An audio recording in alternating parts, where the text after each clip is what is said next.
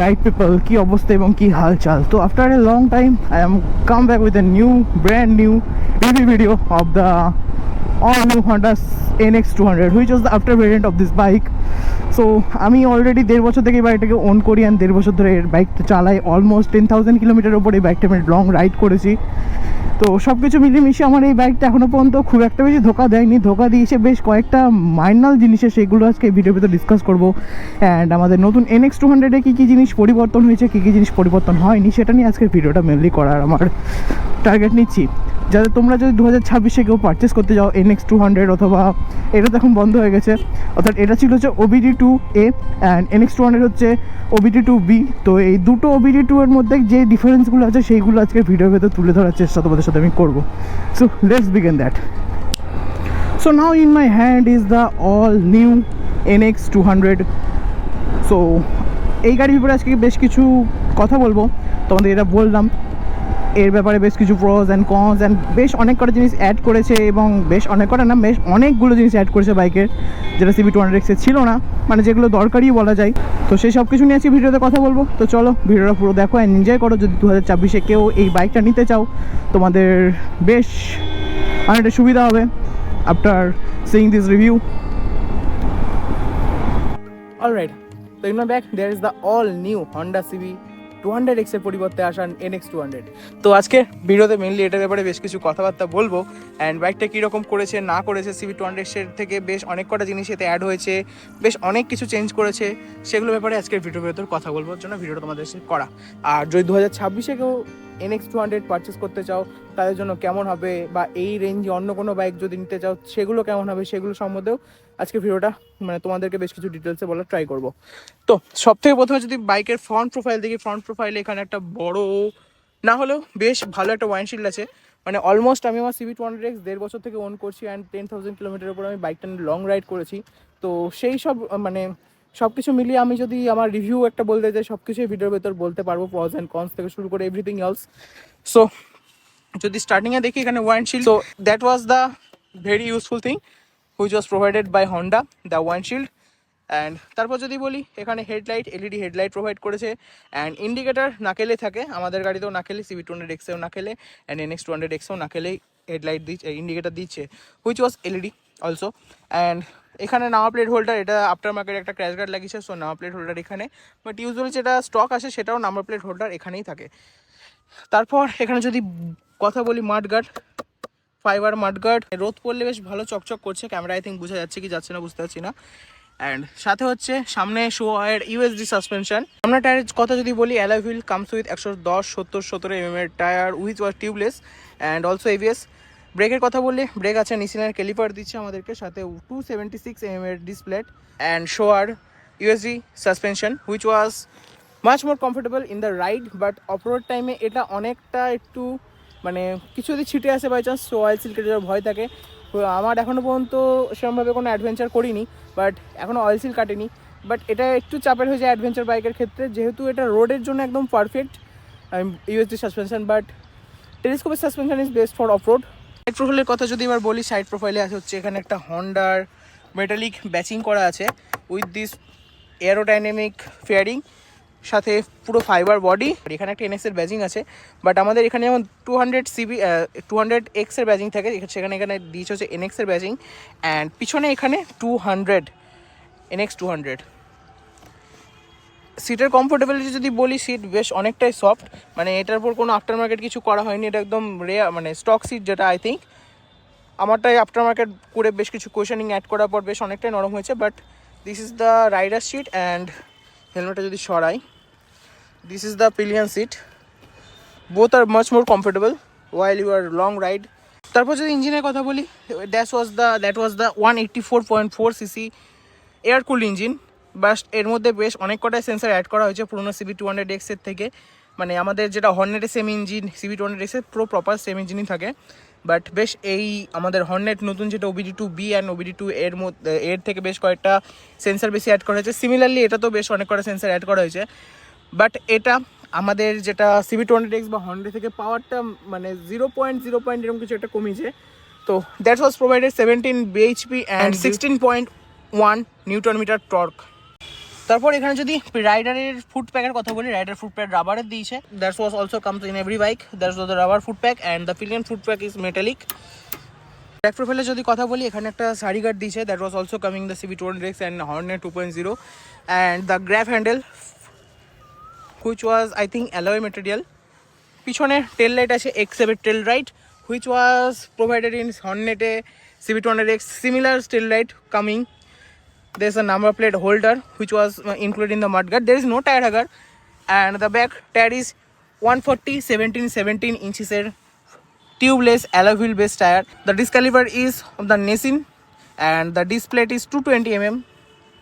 এবার তোমাদেরকে বাইকের সাউন্ডটা একটু জাস্ট শোনাই, তারপর ইনস্ট্রুমেন্ট ক্লাস্টারের দিকে যাচ্ছি। এবং instrument cluster is much more interesting, কারণ অনেক কিছু অ্যাড হয়েছে এবং হ্যান্ডেল বারও বেশ অনেক কিছুই অ্যাড হয়েছে, চেঞ্জ হয়েছে, সেগুলো দেখাবো। সো গাড়িটাকে চলো স্টার্ট করি।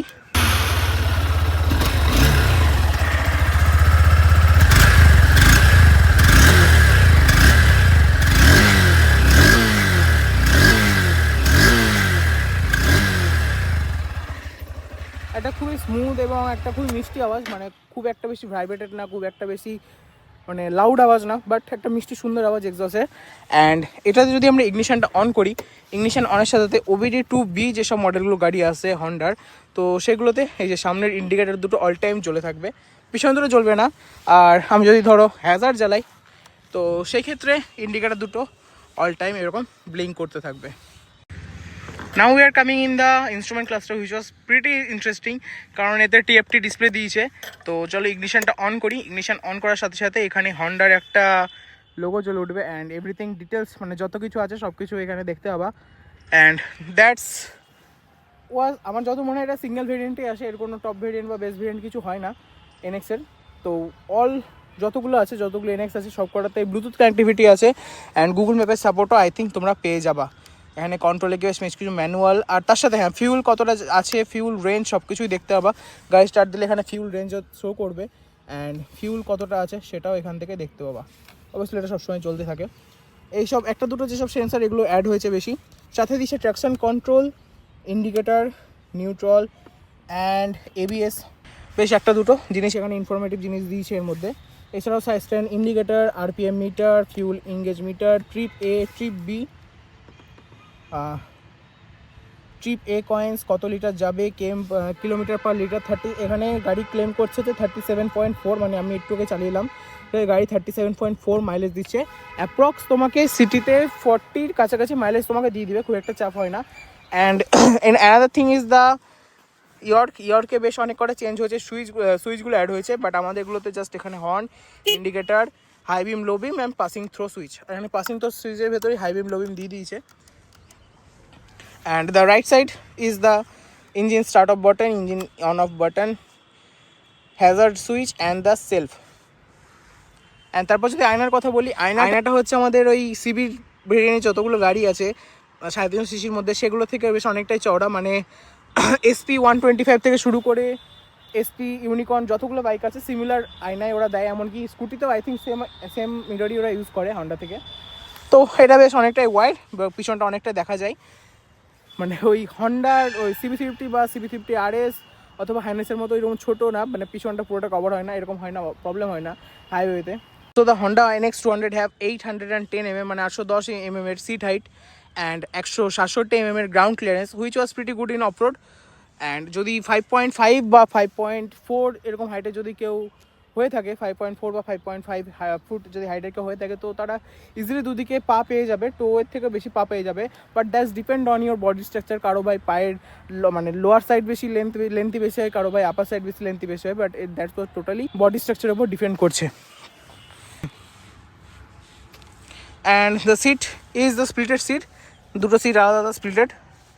দ্যাট ওয়াজ দ্য, তোমাদেরকে দেখালামই, এটা হচ্ছে রাইডারের সিট, মানে বেশ ভালোই comfortable. And that is the pillion seat which was also pretty comfortable.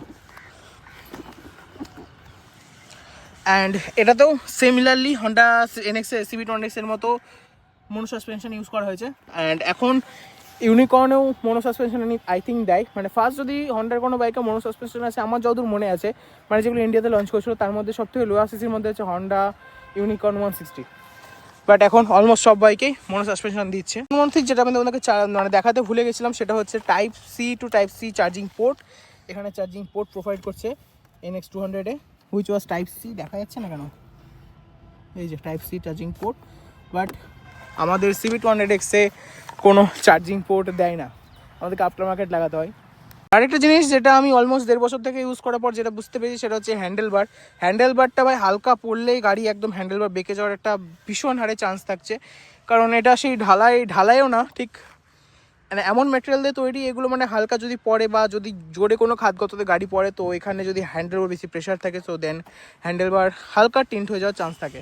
আমার অলমোস্ট বেশ কিছুদিন আগে গাড়ি হ্যান্ডেলবার চেঞ্জ হলো ওই কারণেই। অলমোস্ট লুক যদি বলি দূর থেকে দেখতে বেশ কিছুটা এরকম লাগবে, বেশ একটু বাল্কি, বেশ সুন্দর, বেশ স্টাইলিশ ডিজাইন। মানে অ্যাডভেঞ্চার ট্যুরার হিসাবে এই বাইক যদি কেউ নিতে চাও 2026 ইজ দ্য বেস্ট বাইক মাইলেজের দিক থেকে দেখতে গেলেও। এছাড়া এর কম্পিটিশনে আছে হচ্ছে আমাদের যদি জাভাতে দেখি জাভা 250 অ্যাডভেঞ্চার, তার সাথে বিস্ট্রম 250, এরকম বেশ অনেক কটা বাইকস আছে। অ্যান্ড অলসো হিরো এক্সপালস আছে, মানে ওটা কোনো কথা না, ওটা প্রপার অ্যাডভেঞ্চারের জন্য তৈরি করা হয়েছে, ওটা প্রপার অ্যাডভেঞ্চার বাইক বলতে পারো। বাট এটা হচ্ছে অ্যাডভেঞ্চার ট্যুরার, মানে তোমরা হালকা ফুলকা অ্যাডভেঞ্চারও করতে পারবা, ট্যুর যদি করতে হয় অবভিয়াসলি করতে পারবা। And that the bike was of the Parthoda. Thank you Parthoda for giving me your bike for the review video. And এরকম টাইপের আর বেশ কিছু ভিডিও আসবে শুন। অ্যান্ড তোমরা যদি হন্ডার যে কোনো বাইক পারচেস করতে চাও, সেটা হচ্ছে 100cc থেকেই হোক অথবা 750cc ট্রান্সঅ্যালফ হোক বা যে কোনো বাইক হোক, তোমরা নিয়ারলি কন্ট্যাক্ট করতে পারো Honda big win Baharampur central and Honda red wing Thakurpara. So দুটো শোরুমে তোমরা বাইকের অ্যাবিলিটি পেয়ে যাবা। মানে বিগ উইংয়ে মেনলি 184cc থেকে 750 অব্দি আছে, 1000cc অব্দি থাকে আসে মাঝে মধ্যে। বাট তোমরা যদি লোয়ার সিসি সেগমেন্টে বাইক চাও, অবভিয়াসলি এই বাইকটা তোমরা রেড উইং অর্থাৎ ভাকুড়ি ঠাকুরপাড়াতেও পেয়ে যাবা। তো চলো এবার হেলমেটে লাগাই এবং গাড়ি ব্যাপারে বেশ কিছু কথা তোমাদের সাথে মোটর লং সেটআপের মাধ্যমে শেয়ার করি। তো চলো এই ইনস্ট্রুমেন্ট ক্লাস্টারটাকে অন করা যাক। হন্ডার একটা ব্যাচিং আসছে ইনস্ট্রুমেন্ট ক্লাস্টারে, and that is the look. এটাকে আমি থিমটাও চেঞ্জ করতে পারি, মানে এখন যে থিমটা হয়ে আছে সেটা হচ্ছে সেটিংস, ডিসপ্লে থেকে এই যে থিমটা অটো করা আছে, মানে অলরেডি যদি দিনের বেলা যেহেতু সাদা থাকছে, রাত্রেবেলা ডার্ক হয়ে যাবে। অ্যান্ড বেশ কিছু ইনফরমেশান এখানে থাকবে, ডিসপ্লে টাইপ, সিম্পল বার, এসব ডিসপ্লে ব্রাইটনেস এখান থেকে কন্ট্রোল করা যাবে। ম্যানুয়ালি যদি কন্ট্রোল করি এখন একদম ফুল ব্রাইটনেস দেওয়া আছে, অ্যান্ড একদম একে নামিয়ে দিলাম এটাকে। চলো ম্যানুয়াল থেকে আমি এটা অটোতেই করে দিই যেরকম ছিল। অ্যান্ড ফেভারিট ইনফরমেশান বেশ কিছু, টোটাল কত যাবে গাড়ি সব কিছু আমি এখানে মানে মেন ডিসপ্লেতে যেগুলো রাখবো সেগুলো আমি সিলেক্ট করতে পারবো। অ্যান্ড অলসো এখন ব্ল্যাক হয়ে গেল পুরো থিমটা।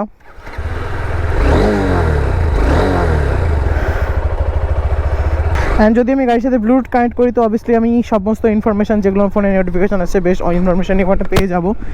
অ্যান্ড তাছাড়া একটা জিনিস সেটা হচ্ছে এই গাড়িতে 11.5 লিটারের একটা ট্যাঙ্ক ক্যাপাসিটি দেয়, মানে নিয়ারলি যদি 40 মাইলেজও প্রোভাইড করে তো 450 কিলোমিটারের ওপর গাড়ি চলে যাবে।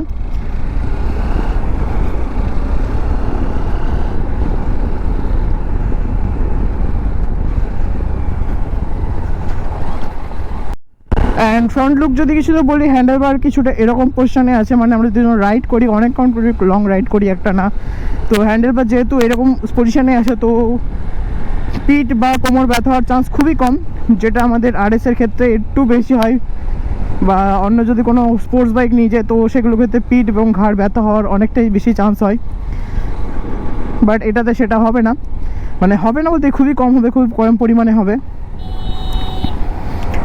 মানে ইউজুয়াল অ্যাপ্রক্স 150 and 200 কিলোমিটার চালানোর পর তারপর হালকা টিন্ট হয়তো একটু বোঝা যেতে পারে যে আমার কোমরে বা পিঠে ব্যথা করছে। অ্যান্ড দ্যাট ওয়াজ মানে আমি যেই গ্রিপটা CB350 RS-এ পাচ্ছিলাম না, সেই গ্রিপ লিনিংয়ের টাইমে এই গাড়িতে বেশ ভালোই পাওয়া যাচ্ছে।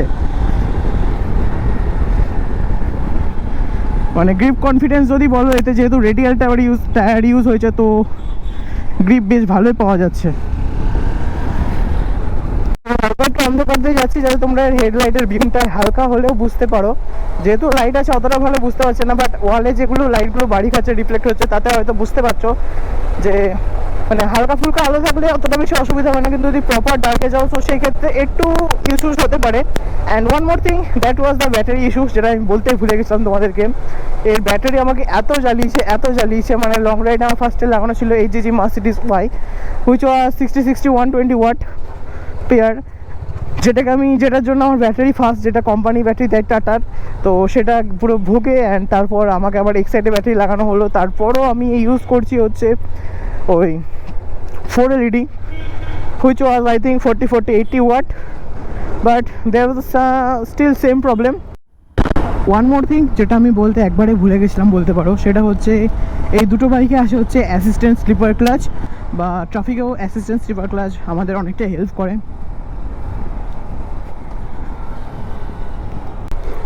বাট যেটা বললাম ব্যাটারি ইস্যু, তো আমি এখন 40-80 ওয়াটের লাইট লাগাচ্ছি, তাও সেম ব্যাটারি ইস্যুসই আমাদেরকে ফেস করতে হচ্ছে। I don't know why, but এটার কোনো সলিউশন আছে কি না, না অ্যাম্পিয়ারের কোনো গন্ডগোল আমি নিজেও বুঝতে পারি না। এটা একটা হিউজ, আমার যেটা মনে হয় অ্যাম্পিয়ারের কোনো একটা ইস্যু আছে, যেটাতে ব্যাটারি প্রপারলি চার্জ করতে পারছে না, অ্যান্ড মানে বড় লাইট বেশিক্ষণ জ্বালানো যাচ্ছে না। তো তোমাদের কাছে যদি এটার কোনো সলিউশন থাকে, বা কেউ যদি সেম প্রবলেম ফেস করো এবং কেউ যদি সেম সলিউশন করে থাকো, সো প্লিজ কমেন্ট ডাউন, যাতে আমাদের একটু সুবিধা হয়, যারা CB 200X বা NX 200 নিয়ে লং রাইড করতে চাইছি, এবং লং রাইডে রাত্রেবেলাতেও রাইড করতে হচ্ছে অনেক সময়, তো সেক্ষেত্রে যাতে আলোর অসুবিধা যাতে না হয় কোনো রকম। তো অলমোস্ট আগেই বললাম, তোমরা যদি বাইকটা কিনতে চাও obviously Honda Big Wings Baharampur সেন্ট্রালে কন্ট্যাক্ট করতে পারো, যার কন্ট্যাক্ট ডিটেলস আমি ডিসক্রিপশনে দিয়ে দেবো, অ্যান্ড সাথেও হন্ডা রেড উইং তিরুপতি অটোমোবাইলে তোমরা গিয়ে কন্ট্যাক্ট করতে পারো।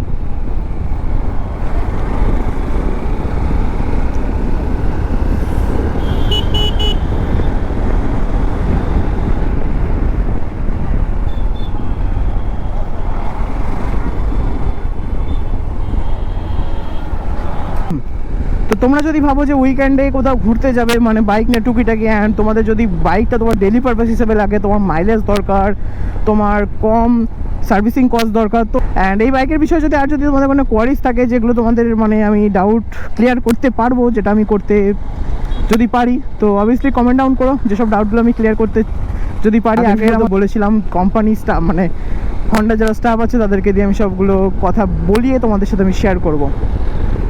অ্যান্ড আমার আগে CB350 RS এর যে রিভিউ ভিডিওটা তোমরা অনেকটাই ভালোবাসা দিয়েছো, সেই থেকে আমি আরও উদ্বুদ্ধ হয়ে এই ভিডিওগুলো করার আরও চেষ্টা করছি। রাইডিং ভিডিও অবশ্যই আসবে, তার সাথে এরকম রিভিউ ভিডিওগুলো জমজমাট আসতে থাকবে, তোমরা যাতে সেটাতে খুব ভালো লাগছে তোমাদের।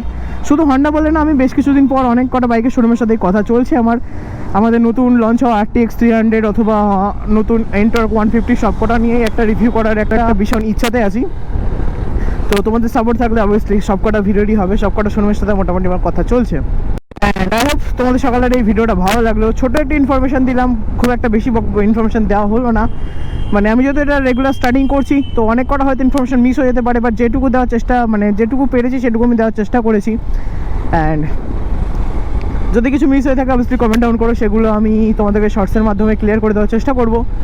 আশা করি তোমাদের যদি ভিডিওটা ভালো লাগে, তো যেগুলো করতে হয় লাইক, শেয়ার, সাবস্ক্রাইব, অ্যান্ড সুন্দর দেখে একটা কমেন্ট, অ্যান্ড যদি কোনো কোয়ারিজ থাকে অবশ্যই সেগুলোও কমেন্ট করবা। দেখা হচ্ছে খুব শীঘ্রই নতুন কোনো ভিডিওর সাথে, নতুন কোনো রাইডের সাথে, নতুন কোনো রিভিউর সাথে। ততদিন bye bye, stay safe, good bye, ride safe.